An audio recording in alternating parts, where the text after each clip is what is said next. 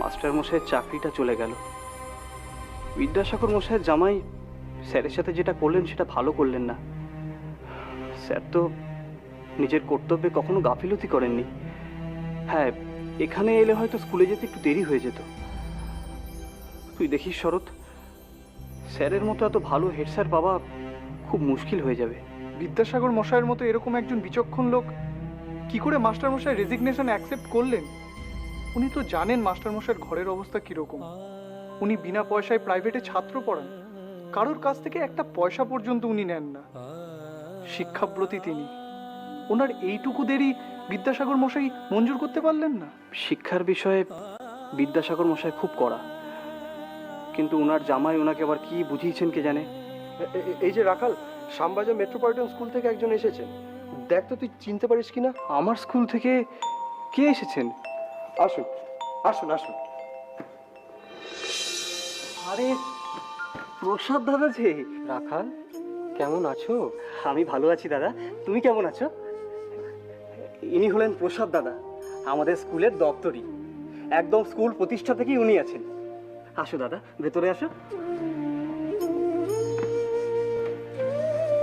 তো দাদা, এখন এখানে কিসের জন্য? আমি মহেন্দ্র স্যারের বাড়ি গিয়েছিলাম, দেখলাম দরজায় তালা ঝুলছে। ভাবলাম হয়তো এখানেই আছেন। উনি কি এখানে আছেন? থাকলে একবার ডেকে দাও না রাখাল।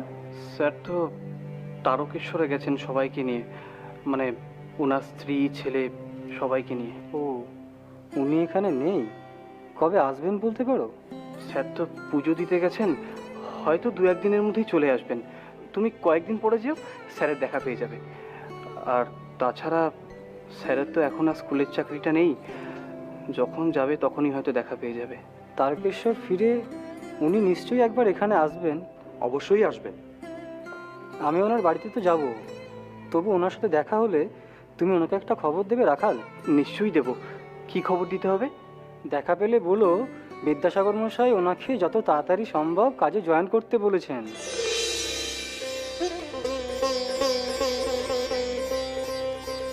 বলবে রাখাল, আমাকে স্কুলে গিয়ে রিপোর্টটা বিদ্যাসাগর মশাইকে দিতে হবে। হ্যাঁ, অবশ্যই বলবো। এত ভালো একটা সংবাদ আমি স্যারকে কেন জানাবো না? আমি স্যারের বাবার বাড়িতে গিয়ে স্যারের ভাই কিশোরবাবুকে জানিয়ে আসবো। তুমি নিশ্চিন্তে যাও দাদা। আমি তাহলে আসি।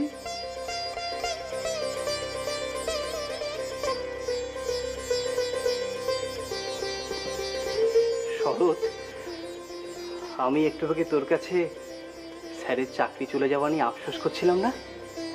দেখ, আমাদের কথা